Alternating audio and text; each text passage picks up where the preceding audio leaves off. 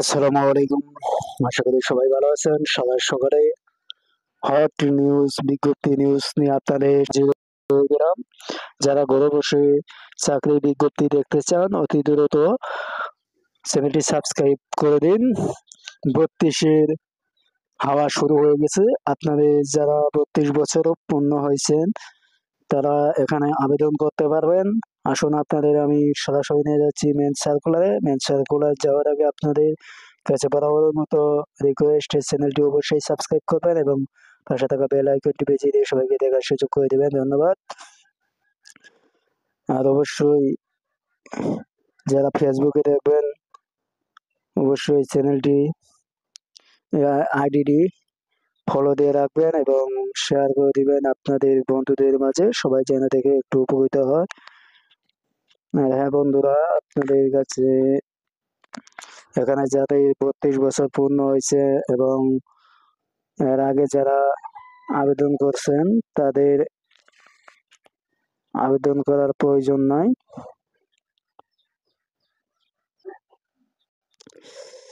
এই যে এখানে দেখতে পাচ্ছেন পূর্ণ গণপ্রজাতন্ত্রী বাংলাদেশ সরকার ভূমি অ্যাকর্ড ও ভূমি জরিপ অধিদপ্তর ভূমি ভবন 78 শহীদ তাজউদ্দিন আহমেদ সরণি তেজগাঁও ঢাকা 1208 www.dlrs.gov.bd পূর্ণ সংশোধিত নিয়োগ বিজ্ঞপ্তি।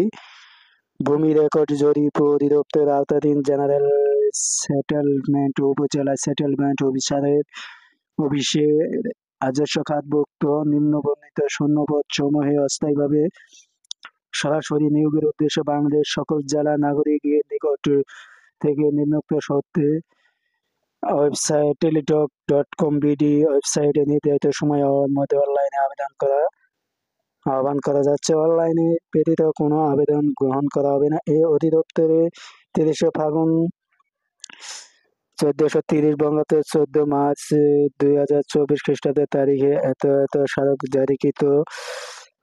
খ্রিস্টাব্দের তারিখে জারিকৃত নিয়োগ বিজ্ঞপ্তি প্রেক্ষিতে যে সকল প্রার্থী ও ইতিপূর্বে যারা আবেদন করছেন নতুন করে আবেদন করার প্রয়োজন নেই, যারা আগে আবেদন করছেন তাদের আবেদন করার প্রয়োজন নাই। এখানে আমি পদের নামগুলো একটু বলে দিচ্ছি। 60 মধ্যক্ষরী তৃতীয়তম গ্রেড পাঁচটি সংখ্যা, আপনার স্নাতক পাস হতে হবে, ডিগ্রি পাস হলে আপনি আবেদন করতে পারবেন। সার্ভেয়ার 14তম গ্রেড 85টি পদ, 4 বছরের মেয়াদি ডিপ্লোমা ইঞ্জিনিয়ারিং। ট্রাভার্স সার্ভেয়ার 15তম গ্রেড 4টি পদ সংখ্যা। এখানে বেশি পদ সংখ্যা যেটি নিবে পদ সংখ্যা এখানে দেখতে পাচ্ছেন। পেশকার 16তম গ্রেড, এখানে ইন্টার পাস হলে আপনি আবেদন করতে পারবেন এবং কম্পিউটার চালান দক্ষতাও প্রতি মিনিটে 30 এবং 20টি শব্দ লিখতে হবে। রেকর্ড কিংবা 291টি। এখানে আপনার কোনো শিক্ষিত বিশ্ববিদ্যালয় হতে মানে ইন্টার পাস 16তম গ্রেড ইন্টার পাস, তারপরে কম্পিউটার চালান দক্ষতা খারিজ সহকারী 497টি। এখানে অনেক লোক নিবে 74টি 16তম গ্রেড। এখানে ইন্টার পাস হলে আবেদন করতে পারবেন এবং কম্পিউটার চালান দক্ষতা ইংরেজিতে 20 এবং বাংলাতে 20 প্রতি মিনিটে। এখানে শ্বাসমূহারার গ্রেড 16 422টি। এখানে ইন্টার পাস হলে আবেদন করতে পারবেন। কম্পিউটার চালান দক্ষতা কোপিস্ট কাম বেঞ্চ সহকারী 16তম বেঞ্চ 480টি। এখানে ইন্টার পাস হলে আবেদন করতে পারবেন। ইংরেজি 20 এবং বাংলা 20 প্রতি মিনিটে। অফিস সহায়ক 20তম গ্রেড 182টি। এখানে এসএসসি পাস অ্যাসাইনমেন্ট গ্রেড 20 145টি। এখানে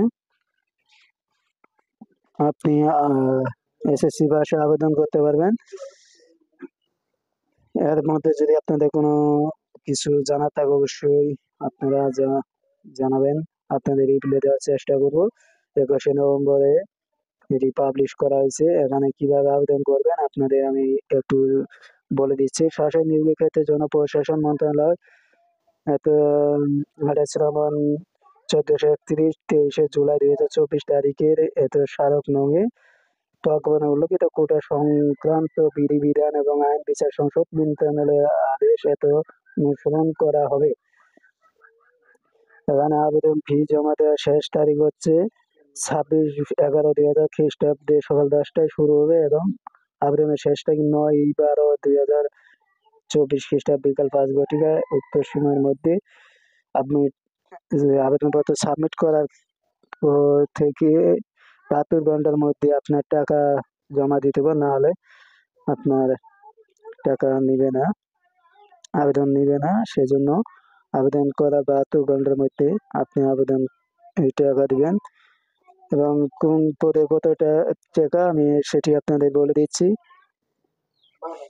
এখানে দেখতে পাচ্ছেন দুইটি চার্জ বাবদ 23 টাকা যাবে। 1 থেকে 12 নং ক্রমিক নং বর্ণিত পদের জন্য 200 টাকা, টেলিটক সার্ভিস 23 টাকা অফারের যোগ্য 223 টাকা, এবং ক্রমিক 13 থেকে 14 নং 14 112 টাকা 172 টাকা। এই 112 টাকা যাবে 72 ঘন্টার মধ্যে জমা দিবেন। বিশেষভাবে উল্লেখ্য যে অনলাইনে আবেদনপত্র সকল পূরণ